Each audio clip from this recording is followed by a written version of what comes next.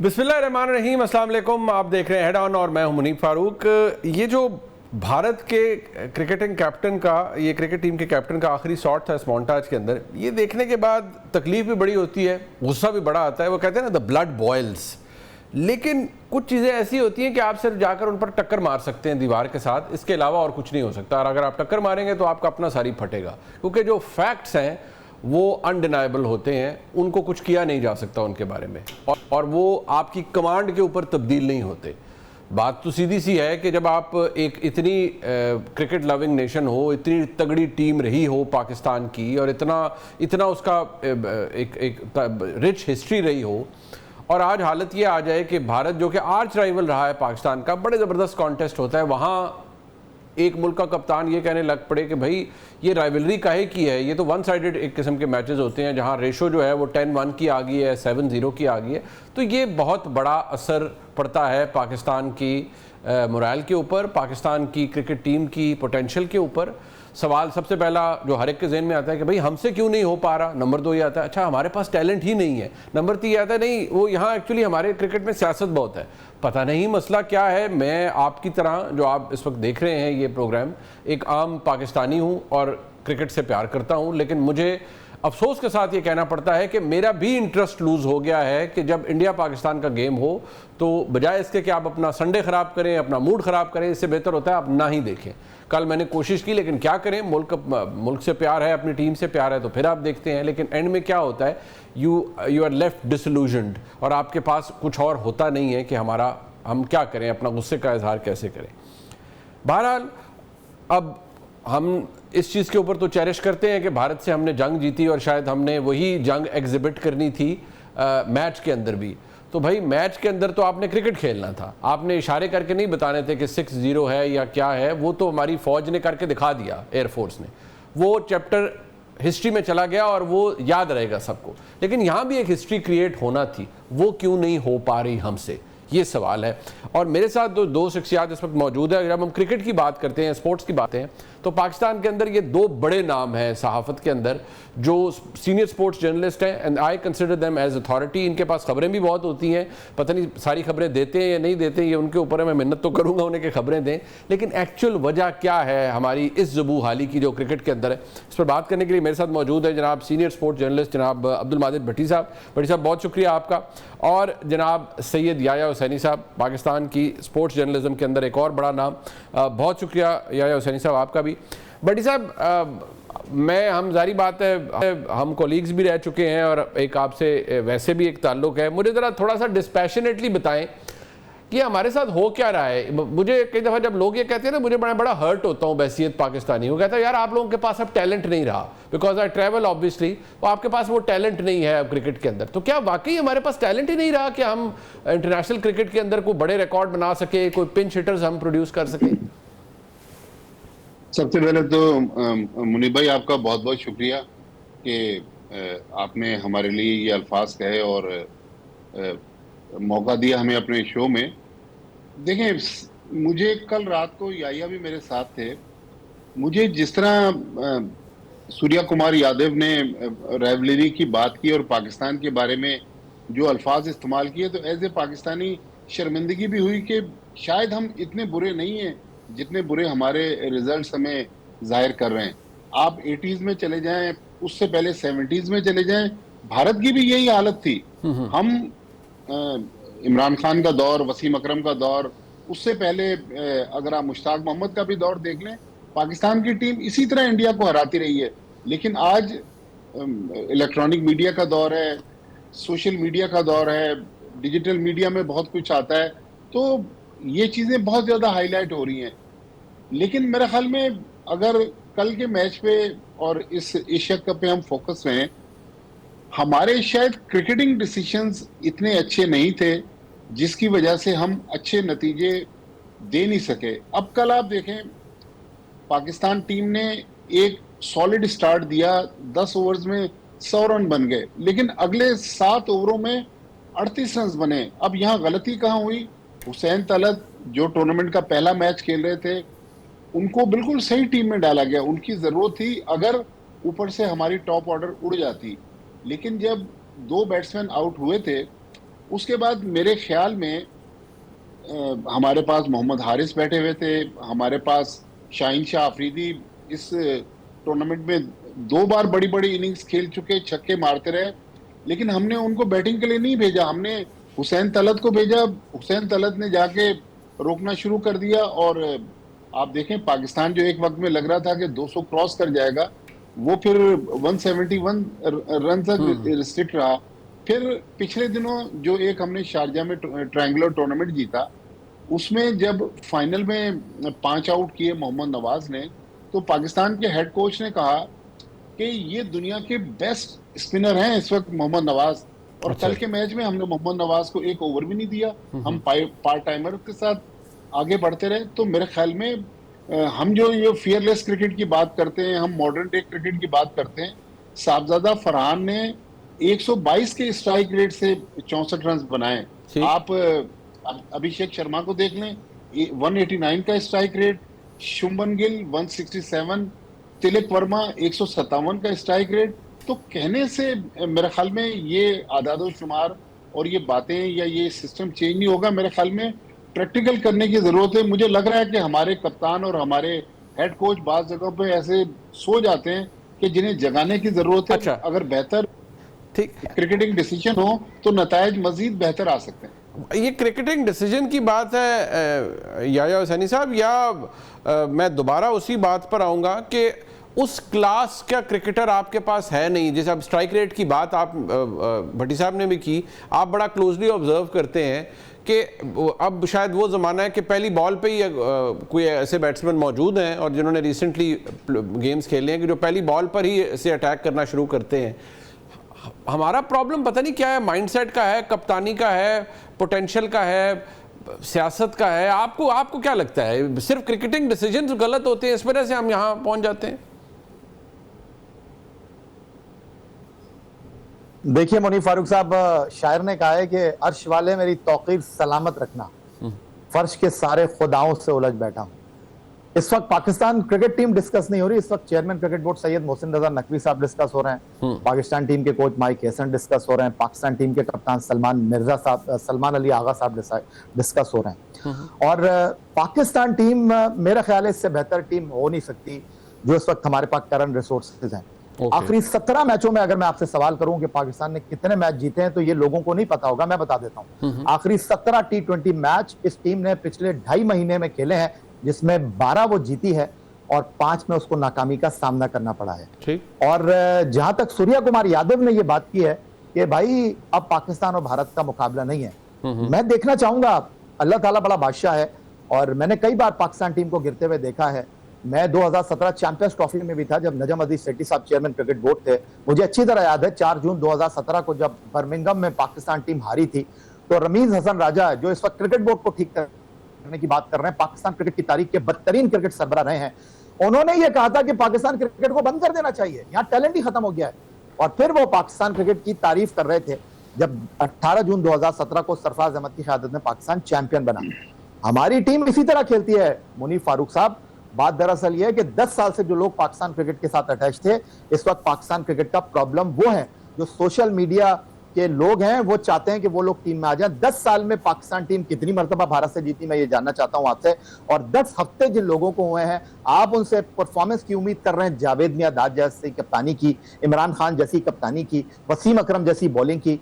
देखिए बात दरअसल ये कि पाकिस्तान टीम कल गेयर अप हुई, किस्मत साथ नहीं थी, जिस तरह फील्डिंग में टीम इंडिया की किस्मत साथ नहीं थी, लेकिन पाकिस्तान टीम जिस ट्रैक पर आई है, मैं दोबारा से ये बात करूंगा, मुझे इस कप्तान पे भी भरोसा है, इस टीम पे भी भरोसा है। इस टीम को आप खेलने दें ICC T20 वर्ल्ड कप तक, कोई बात नहीं, खेल में हार जीत हो जाती है। हमें तो कह रहे थे कि हम भारत के बाद अफगानिस्तान जो है एशिया की सबसे बड़ी टीम है, दुनिया को जवाब मिल गया, वो किधर है?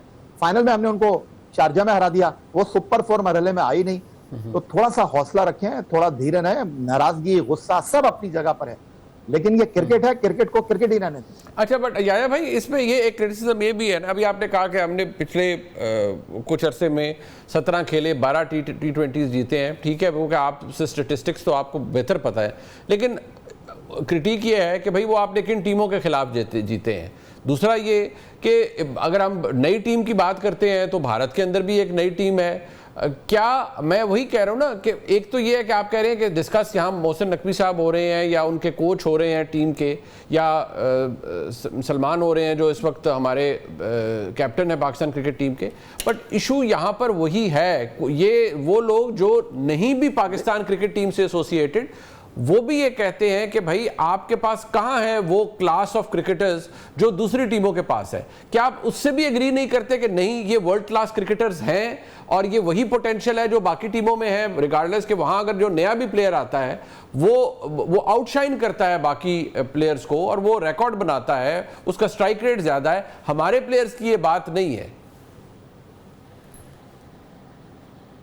मुनीफ फारूक साहब देखें, आप एक दिन में मुनीफ फारूक बने नहीं, माजिद भट्टी साहब एक दिन में अब्दुल माजिद भट्टी बने नहीं, याया हुसैनी एक दिन में बना नहीं। हमारे पीछे सालों का जो है एक मेहनत है जो यहाँ पर मौजूद है। आप जो लोग बात कर रहे हैं कि इंडिया की टीम बनी हुई है, शुभमन गिल इस वक्त वो विराट कोहली की जगह उनको लेकर आ रहे हैं, इन फ्यूचर वो सूर्या कुमार यादव की जगह उनको कप्तान बनाना चाहते हैं तीनों फॉर्मेट का।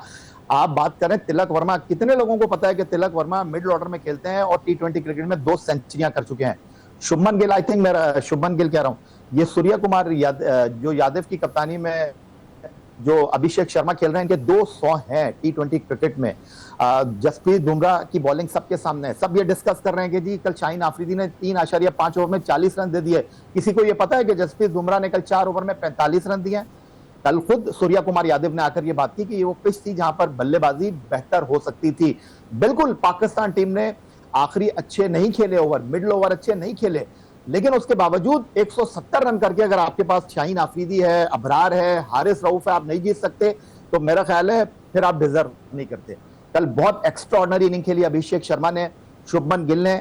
बिल्कुल मैं ये बात मानता हूं कि इस वक्त आपकी टीम के खिलाड़ी नए हैं। आपकी क्रिकेट में कुछ साल पहले एक ब्लॉकेज था, चंद खिलाड़ी खेल रहे थे, चंद खिलाड़ियों ने पाकिस्तान क्रिकेट को हाईजैक किया हुआ था। जिम्बाब्वे के खिलाफ भी वही खेल रहे हैं, युगांडा के खिलाफ भी वही खेल रहे हैं, नामीबिया के खिलाफ भी वो खेल रहे हैं।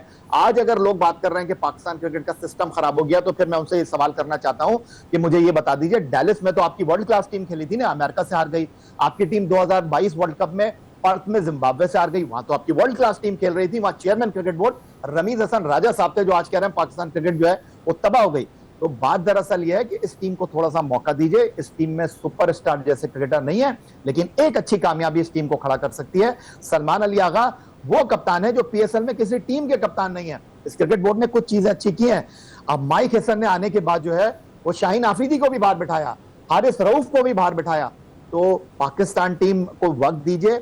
आई थिंक मेरा ख्याल है कि अगले 2 दिन बल्कि कल का दिन डिसाइड कर देगा। अगर पाकिस्तान टीम इस टूर्नामेंट में रही तो मेरा ख्याल है कि वही आवाजें आएंगी, वही नारे लगेंगे, वही बातें होंगी जो 2017 में हुई थी। और ये जो बात कर रहे हैं सूर्या कुमार यादव, ये जो इस वक्त अभिषेक शर्मा की बात हो रही है, ये जो अभी लोग प्रेस कर रहे हैं शुभमन गिल को, इनको इंडिया में अपने घर जाना मुश्किल हो जाएगा, क्योंकि वो लोग बर्दाश्त नहीं करेंगे कि उनकी टीम फाइनल में हमसे हार जाए। अच्छा, बट ठीक है, मेरी आपकी हम सबकी ख्वाहिश तो ये हो सकती है, बट भट्टी साहब मसला ये है जो मैं याया हुसैनी साहब, क्योंकि आप दोनों इस फील्ड को, स्टेटिस्टिक्स आपके पास बेहतर है, रिकॉर्ड आपको पता है, but obviously as a common Pakistani, as a journalist मेरे जहन में ये सवाल आते हैं और मैं आपसे पूछूंगा।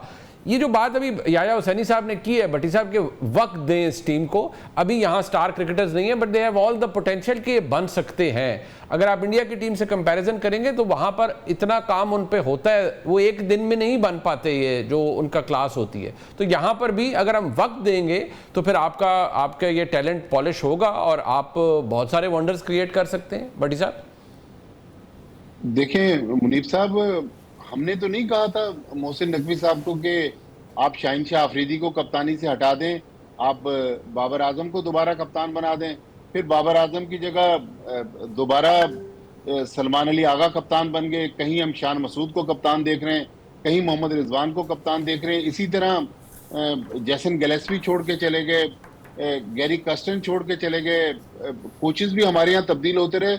तो हम तो नहीं तब्दीलियां कर रहे ना, तब्दीलियां तो क्रिकेट बोर्ड कर रहा है।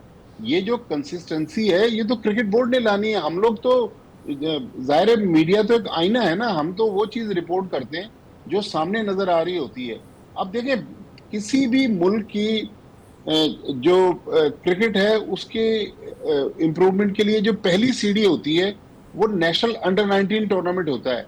Last year national under 19 tournament 2024 में शुरू हुआ एक दिन, उसके बाद वो टूर्नामेंट ही बंद हो गया, नेशनल अंडर 19 टूर्नामेंट शुरू नहीं हुआ। चलें, कोई मजबूरी होगी, कल नेशनल अंडर 19 टूर्नामेंट शुरू हो रहा है। जो आप टैलेंट की बात कर रहे हैं ना, डेरा मुराद जमाली की टीम नेशनल अंडर 19 टूर्नामेंट के पहले दिन 22 रन पर आउट हो गई। तो अब देखें ना, पाकिस्तान में जाहिर टैलेंट की वो क्लास नहीं है, लेकिन जो हमारे पास इस वक्त टैलेंट है या जो कोचेज हैं, उनकी बार बार तब्दीली भी क्रिकेट बोर्ड कर रहा है। तो अगर वो समझता है कि ये लोग पाकिस्तान टीम को 2026 में T20 वर्ल्ड कप होना है, एक अच्छी जगह फिनिश करवा सकते हैं, तो इनको बिल्कुल मौका दें। लेकिन फिर अकाउंटेबिलिटी तो होगी। ये नहीं होगा कि अगर खराब क्रिकेटिंग डिसीजन हो और मीडिया क्रिटिसाइज ना करे, ये तो नहीं हो सकता। याया सनी साहब, एक ये भी इशू है ना कि जैसे आपने अभी बुमराह की बात की, ठीक है वो ऑफ कलर था, कल 45 रन उसने खा लिए, ठीक हो गया। लेकिन हम शाहीन शाह अफरीदी साहब की बात करते हैं तो obviously we would love to see him bowling fast, और हमारी ख्वाहिश होगी कि, लेकिन वो एक वक्त था कि शाहीन शाह अफरीदी भी डराते थे बॉलर्स को, जो बैटर्स हैं उनको। रोहित शर्मा स्ट्रगल करते थे, सारे स्ट्रगल करते थे।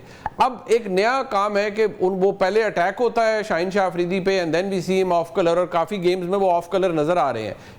ये परसिस्ट करता है और ये भी नॉर्मल है आपके नजदीक एक बॉलर के लिए, या वो जो इंजरी उन्हें हुई, और कुछ लोग कहते हैं जी इसमें और बहुत सी चीजें जो कंट्रीब्यूट कर रही हैं कि वो ऑफ कलर नजर आ रहे हैं, या you think this is normal, this is natural और ये नॉर्मल चीज है, बैड पैच आता है किसी भी प्लेयर के लिए? देखिए मुनीफ फारूक साहब, आपने बाबर को ड्रॉप किया, आपने रिजवान को ड्रॉप किया, स्ट्राइक रेट का रोना रोया आपने, और कल भी लोग यही बात कर रहे थे कि बाबर और रिजवान को इस टीम में होना चाहिए। अब 171 करने के बाद भी अगर आपको लगता है कि इन बल्लेबाजों में दम नहीं है, इनसे बेहतर है बाबर आजम और रिजवान, तो ले आइए उनको। शाहीन शाह अफरीदी के बारे में बहुत शॉर्ट मेमोरी है हमारी। आपको पता है कि लास्ट मैच जो हम खेले हैं अगेंस्ट यूएई, उसका प्लेयर ऑफ द मैच कौन था? शाहीन शाह अफरीदी। और दूसरी जो सबसे इंपॉर्टेंट बात है मुनीफ फारूक साहब, भाई वो यूएई है ना, वो सॉरी उस पे लोग कहते हैं वो यूएई से आपने खेला जी, वहां कौन सी बड़ी बात थी जी, वो कोई बड़ी टीम नहीं थी। This is the criticism. बिल्कुल वजह फरमाया आपने, बिल्कुल वजह फरमाया आपने। लेकिन अगर आप हार जाते, अगर अफगानिस्तान के खिलाफ फाइनल में नहीं जीतते, तो यही लोग कह रहे होते इस टीम को देखो, अगर ये टीम सुपर 4 में नहीं आती, अगर अफगानिस्तान के खिलाफ फाइनल में शारजा में आ जाते, कह रहे यार ये तो अफगानिस्तान से नहीं जीते। ठीक है, शाहीन शाह अफरीदी अपने पहले 2 ओवर में विकेट लेकर देते हैं, नहीं ले पा रहे हैं विकेट, मैं ये भी मानता हूं। मैच से एक दिन पहले पूरी इंडिया की टीम ने प्रैक्टिस नहीं की थी, लेकिन ये शुभमन गिल, जिनके 3 मैचों में 35 रन थे, जो अभिषेक शर्मा 3 मैचों में 99 रन थे, अकेले वो दोनों आए, 1.5 घंटा उन्होंने नेट में प्रैक्टिस की। कोच गौतम गंभीर के साथ उन्होंने अपनी बैटिंग के ऊपर काम किया। एक ब्लॉकेज है इस टीम के अंदर, टीम फंसी हुई है, लेकिन इस टीम को एक धक्के की जरूरत है। और पाकिस्तान क्रिकेट इसी तरह चलती है मुनीफ फारूक साहब, चाहे चौधरी ज़का अशरफ हो, चाहे नजम अजीज सेठी हो, चाहे शहरियार खान हो, चाहे एहसान मानी हो, इसी तरह पाकिस्तान की क्रिकेट टीम चलती है। यही पाकिस्तान क्रिकेट का सिस्टम है जो मोहसिन रजा नकवी साहब चला रहे हैं। मसला यहां पर यह है कि कुछ लोग जो कि क्रिकेट बोर्ड में आना चाहते हैं, उनको क्रिकेट बोर्ड में आने का मौका नहीं मिला, तो वो जब बाहर हो गए हैं तो उनको पाकिस्तान क्रिकेट की सारी खामियां नजर आ रही हैं। नजम अजीज सेठी साहब जब PSL लेकर आए थे, तब उनके ऊपर बड़ी तनकीद हुई थी कि पाकिस्तान क्रिकेट का सरमाया उन्होंने लगा दिया। लेकिन आपने देखा 2016 में PSL आया, 2017 में पाकिस्तान चैंपियंस ट्रॉफी का चैंपियन बन गया। तो यहां पर थोड़ा सा वक्त देने की जरूरत है। पाकिस्तान टीम इतनी बुरी नहीं है, इंडिया के साथ मैच को हमको इंडिया के साथ मैच ही लेना चाहिए। ये जो सूर्या कुमार यादव बात कर रहे हैं कि 16 T20 मैचों में 13 T20 जो है वो इंडिया जीता, आखिरी 4 T20 मैचों में उन्होंने हमको शिकस्त दी। लेकिन ये भी तो वो बता देते कि भाई टेस्ट क्रिकेट में कितनी बार पाकिस्तान ने भारत को हराया है, क्या वनडे क्रिकेट में भारत पाकिस्तान से आगे है या वनडे क्रिकेट में भारत पाकिस्तान से पीछे है। वो ठीक है कि आलमी मुकाबलों में ICC के इवेंट में हम भारत को नहीं हरा पाते, लेकिन भारत तो हमसे खेलता ही नहीं है। आखिरी सीरीज हमने भारत के घर में जाके भारत को ठोका है 2012-13 में, जब Chaudhry Zaka Ashraf chairman cricket board थे। पाकिस्तान ने वनडे सीरीज 2-1 जीती, पाकिस्तान ने T20 सीरीज 1-1 ड्रॉ की। ये पाकिस्तान की टीम है। 2006 में इंज़िमामुल हक की क़यादत में 2005 में 6-0 मारकर आए थे हम इंडिया को उनके घर में। मेरा ख्याल है बेस्ट कॉम्बिनेशन है इस टीम का। अल्लाह ताला से दुआ है कि ये टीम जो है वो आगे जाए। वो सजाद अली का गाना है ना, जरा हाथ उठा के, जरा सजदे में जाके, जरा सर झुका के, टीम को दुआओं की जरूरत है। हम तो हर बार दुआओं से जीते हैं, 92 में भी दुआओं से जीते थे, रमजानुल मुबारक था, 2009 में मुख्तलिफ इलाकों में ऑपरेशन हो रहा था, यूनुस खान की क़यादत में चैंपियन बने थे। बिल्कुल बात ठीक है याया भाई, सरफराज चैंपियन ना बनते तो उनकी भी छुट्टी हो जाती, विकी आर्थर की भी छुट्टी हो जाती। याया भाई बात ये है कि जिन लोगों का, मैं नहीं चाहूंगा कि आप किसी का नाम लें जो क्रिकेट बोर्ड में आना चाहते हैं, जिसको किसी ओहदे की लालच है, यकीनी तौर पर मैं अजराए मजाक आपको कह रहा हूं, उनमें से मैं तो नहीं हूं, क्योंकि ना मुझे क्रिकेट खेलना आती है तो ना मैं उसके ऊपर एक्सपर्ट हूं। मैं तो जो मेरे सवाल है वो मैं आपके और भट्टी साहब के सामने रख रहा हूं। बात यह है भट्टी साहब, आप याया भाई ने तो चले नाम नहीं लिया, और मैं नहीं चाहूंगा एवं खामखा लोग उनसे भी नाराज होंगे, हमसे भी हो जाएंगे, और भट्टी साहब आपसे तो शायद ज्यादा ही हो जाएं, और फिर हमें और भी खतरात लाख हो जाते हैं। मुझे सिर्फ ये बताइएगा कि आगे अब ये 2 मैचेस हैं, बांग्लादेश के साथ भी है और ऑब्वियसली एक श्रीलंका के साथ भी है। आपके नज़दीक ये मैचेस अगर पाकिस्तान कन्विंसिंगली जीत पाता है, एंड ऑब्वियसली फिर दोबारा भारत के साथ ही टाकरा होता है, इसमें बहुत बड़ा इफ़ है कि अगर हम ये दोनों मैचेस जीत पाते हैं, तो क्या जो हम आज तनकीद कर रहे हैं, आज डिस्कशन कर रहे हैं, सिर्फ नज़र हो जाएगी कि नहीं यार हम तो खामखा इमोशनल कौम है, ज़रा सा टीम स्ट्रगल करती है तो हम वावेला शुरू कर देते हैं? देखिए, मैं भी आपकी तरह वजाहत कर दूं कि मुझे भी क्रिकेट बोर्ड में नौकरी की जरूरत नहीं है, ना हम कैंडिडेट हैं। हम तो वो बात कर रहे हैं जो एक ग्राउंड रियलिटी है। हम किसी के ना तर्जुमान हैं और ना हमें इस चीज की जरूरत है कि हम बढ़ा चढ़ा के बात करें। लेकिन जहां तक बकिया 2 मैचेस का ताल्लुक है, देखिए कल का मैच जो अबू धाबी में होना है, इस अबू धाबी में पाकिस्तान की टीम इस टूर्नामेंट में पहली बार कल खेलेगी, जबकि श्रीलंका की टीम उस ग्राउंड पर बांग्लादेश को हरा चुकी है, अफगानिस्तान को हरा चुकी है, तो ऑलरेडी उसका वहां की कंडीशन और पिच का तजुर्बा है। लेकिन पाकिस्तान के पास अब बिल्कुल ये यंग टीम है, अल्लाह करे एज ए पाकिस्तानी हमारी भी नेक ख्वाहिशात दुआएं इस टीम के साथ हैं।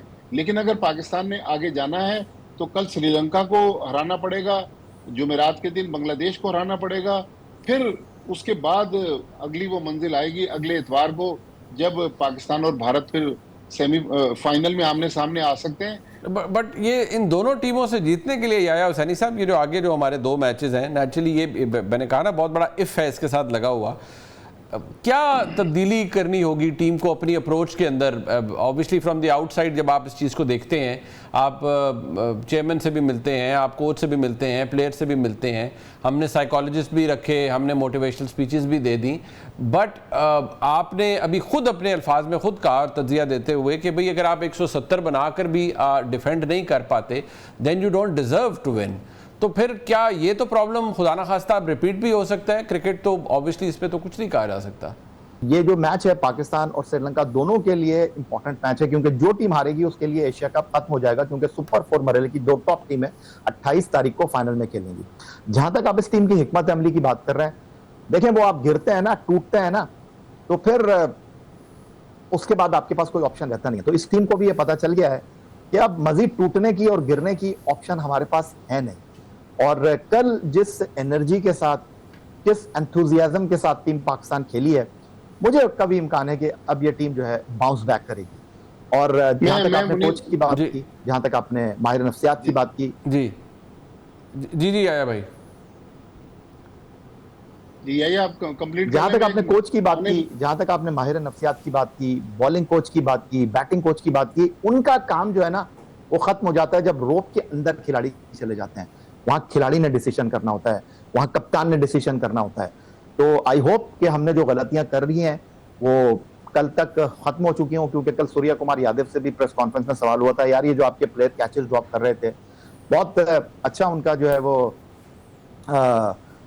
गुफ्तगू करने का अंदाज है। कहने लगे मक्खन लगाकर आए थे खिलाड़ी हाथ में, और कोच और मैनेजमेंट उनको बुलाकर पूछेगी, और फिर ये भी कह रहे थे कि यार अच्छा ही हुआ कि जितने कैच छोड़ने थे आज ही छोड़ दिया, आगे बर्दाश्त नहीं करूंगा। तो जितनी गलतियां करनी थी मुझे लगता है कि आई होप कि हम कर गए हो, आगे इंशाल्लाह हमारी टीम बेहतर करेगी इंशाल्लाह। बट साहब मैं मुनीर भाई आपको ऑन ए लाइटर नोट, मैंने कहा जाते जाते आपको एक माजी का एक दिलचस्प किस्सा सुनाऊं कि जनरल तौकीर ज़िया के दौर में भी एक स्पोर्ट्स साइकोलॉजिस्ट हायर किया गया। अच्छा। सख्त गर्मियों के दिन थे, यक ठंडे कमरे में एसी चल रहा था, पहले उन्होंने जिना फिल्म दिखाई, उसके बाद लाइटें बंद कर दी और नच पंजाबन नच वो गाना चलता रहा, और जब लाइटें ऑन हुई तो आधी टीम जो थी वो सो रही थी।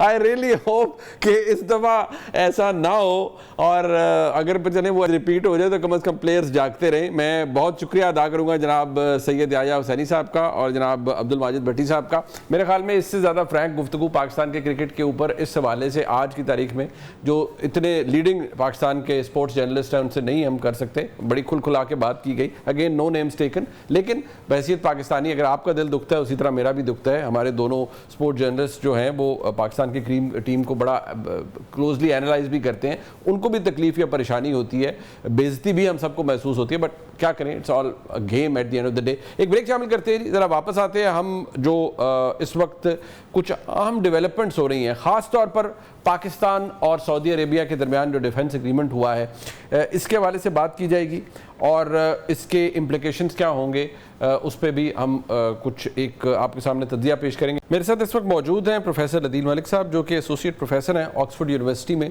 और माहिर हैं बैनुल अक़वामी अमूर के। प्रोफेसर बहुत शुक्रिया आपका। सबसे पहले प्रोफेसर मैं जानना चाहूँगा, नेचुरली आप इंटरनेशनल अफेयर्स को बड़ा क्लोजली देख रहे होते हैं, ये जो पाकिस्तान और सऊदी अरेबिया के दरमियान ये ऑब्वियसली एक डिफेंस पैक्ट हुआ, obviously it's one of its kind, इसकी बड़ी अहमियत तस्वर की जा रही है।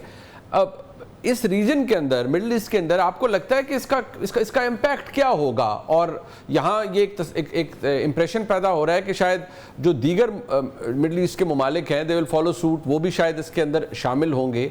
और क्या हमको इक्विवेलेंट क्रिएट करने जा रहे हैं या हो रहा है जैसे नेटो है? How do you analyse this development?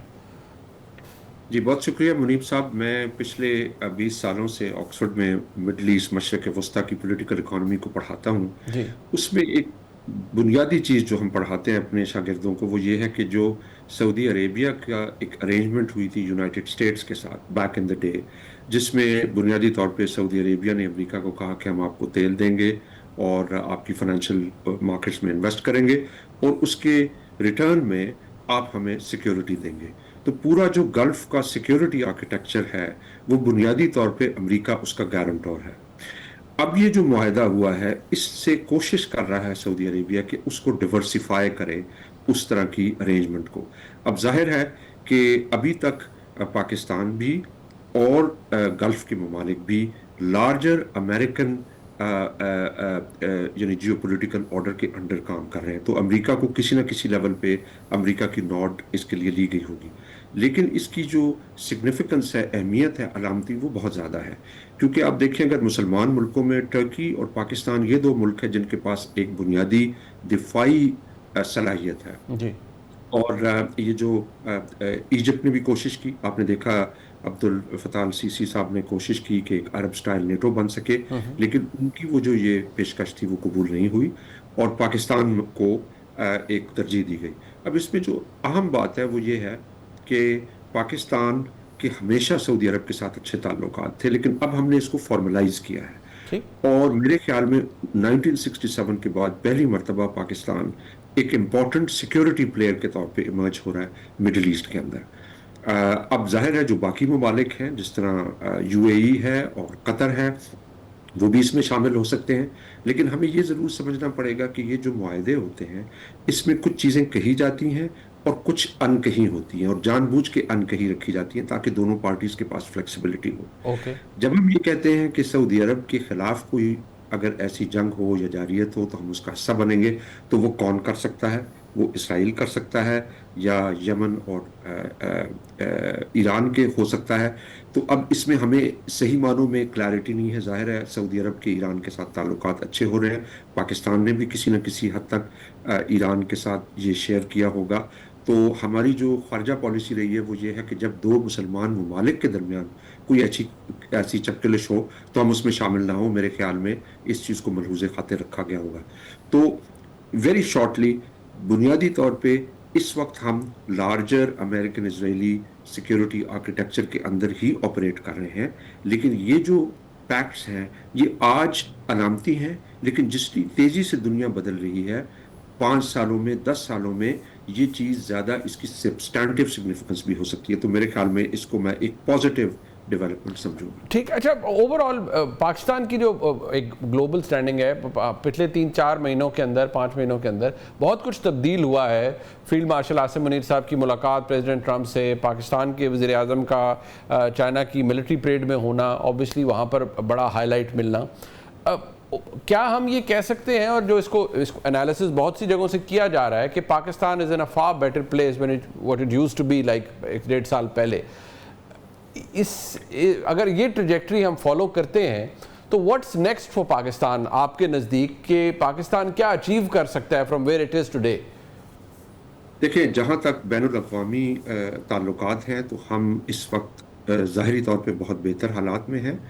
We have achieved a lot in the last 4-5 months, और वो चीज़ ये साबित करती है कि हम एज ए नेशन अपने आप को सेल्फ फ्लैजिलेट करते रहते हैं, और जब तक हम मजबूती नहीं दिखाते उस वक्त तक बाकी दुनिया भी आपको इम्पोर्टेंस नहीं देती। ये इंडिविजुअल्स के बारे में भी सही है। अगर आपकी सेल्फ एस्टीम नहीं है, आप अपने आप को इम्पोर्टेंस नहीं देते, कोई और आपको इम्पोर्टेंस नहीं देगा। तो आपने जो मजबूत दिफाई पोजीशन इख्तियार की इंडिया के मुकाबले में, उसको देखा गया। खासकर अब हम जिन हालात में हैं, इनमें दो बहुत अहम चीज़ें। सारी दुनिया में जो मजबूती है और जो टफ रिस्पॉन्स है, उसी को लोग देखते हैं। और दूसरी जो अहम बात हो रही है वो ये कि जियोपॉलिटिकल ऑर्डर बड़ी तेजी से तब्दील हो रहा है। अब हम यूनिपोलर वर्ल्ड से निकल के मल्टीपोलर दुनिया की तरफ आ रहे हैं, और यहाँ पे अलायंसेज मुख्तलिफ मुल्कों के साथ अलायंसेज जो है वो ज़्यादा इंपॉर्टेंट हो जाते हैं। जो चीज़ इंपॉर्टेंट है जिसको मैं हाईलाइट करना चाहता हूँ वो ये है कि पाकिस्तान ने आलमी सतह पे तो काफ़ी कामयाबियाँ ली हैं, लेकिन मुल्क के अंदर मईशत और सियासत, इन दोनों को अलाइन करना पड़ेगा। आपके जो एक्सटर्नल ताल्लुकात हैं, उसके लिए आपको स्टेट सोसाइटी रिलेशनशिप को रीसेट करना पड़ेगा, अवाम के साथ दोबारा रिश्ता उस्तवार करना पड़ेगा, फंडामेंटल इकोनॉमिक रिफॉर्म्स करनी पड़ेंगी। आपने देखा होगा कि पाकिस्तान, ये आज नई बात नहीं कि हम मुख्तलिफ पैक्ट्स में आ रहे हैं। 1950s और 60s में हम सीटो, सेंटो, बगदाद पैक्ट में थे, और हमारा जो जनरली रवैया रहा है हमारी हुक्मरान अशराफिया का, वो ये कि हम ये जो पाकिस्तान की जोग्राफियाई लोकेशन है उससे हम मुआशी फ़वाइद तो हासिल करते हैं, जिसको हम जियो पोलिटिकल रेंट्स कहते हैं इकोनॉमिक्स में, पॉलिटिकल इकोनॉमी में।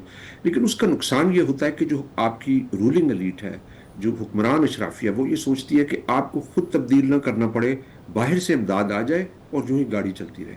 तो अब हमें अगर सही मानों में इस अपॉर्चुनिटी को इस्तेमाल करना है तो हमें मुल्क के अंदर रिफॉर्म्स करनी है। और सऊदी अरेबिया में भी अब एक नई लीडरशिप आ चुकी है। जो 50, 60, 70 की दिहाई में लीडरशिप थी ना, वो सिर्फ आपके कहने पे आपको पैसा दे देती थी।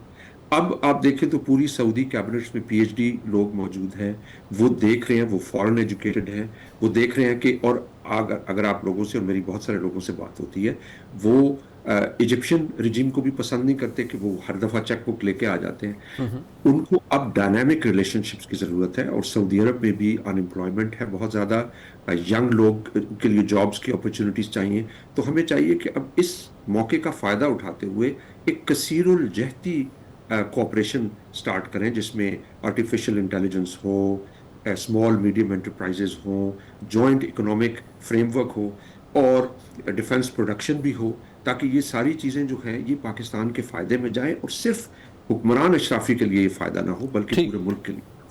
अच्छा प्रोफेसर, ये फरमाइएगा, ये एक रिसेंट डेवलपमेंट है, आपने इसको भी बड़ा क्लोजली एनालाइज किया होगा, कि प्रेसिडेंट ट्रंप ने जिस तरह से थ्रेटन किया है अफगानिस्तान की जो इस वक्त हुकूमत है उसको, अबाउट बगराम एयरबेस। अब इसको समहाउ इसके हवाले से बहुत ज़्यादा ऑब्वियसली जवाब भी आया है फ्रॉम दी अफगान रजीम के लिए, हम we can fight it out, और हम इस पर कई दहाइयाँ फिर लड़ सकते हैं। क्यों अहमियत है? अब हम यहाँ से तो हमने देखा कि विड्रॉल हुआ और जिस तरह से गए, और यहाँ हमारा मसला अब ये बना हुआ है कि जो अमेरिकन आर्म्स हैं वो चले गए TTP के हाथ में, या और जो दहशतगर्द हैं उनके हाथों में। पाकिस्तान का तो कंसर्न ही है, बट ये बगराम एयरबेस ये क्यों चाहिए दोबारा से अमेरिका को?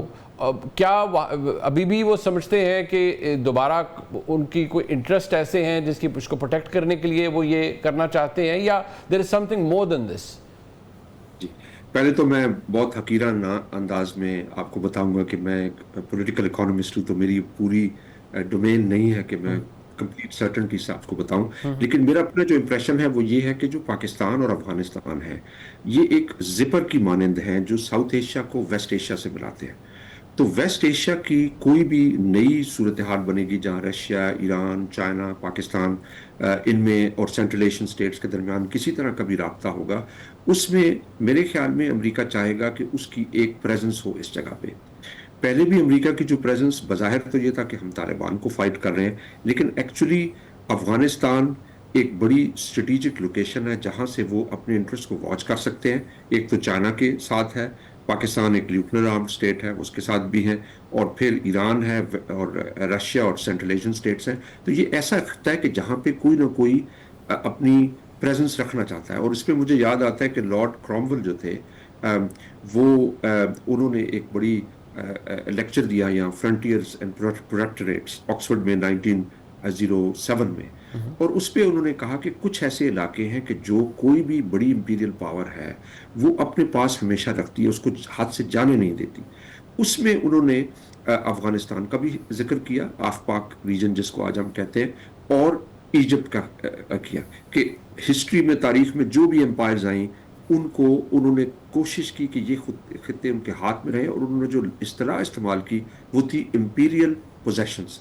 तो जिस खित्ते में हम हैं ये बाय एंड लार्ज मुख्तलिफ एम्पायर्स जो हैं वो कोशिश करती हैं कि वो उनके हाथ में रहें, और इसीलिए हमें बड़े ध्यान से चलना है, क्योंकि जो बज़ाहिर हमारे दोस्त हैं वो दोस्त हैं भी और नहीं भी। हमें अपने इंटरेस्ट को गार्ड करना है और देखना है कि ये नई डेवलपमेंट्स का क्या असर होगा हमारे ऊपर।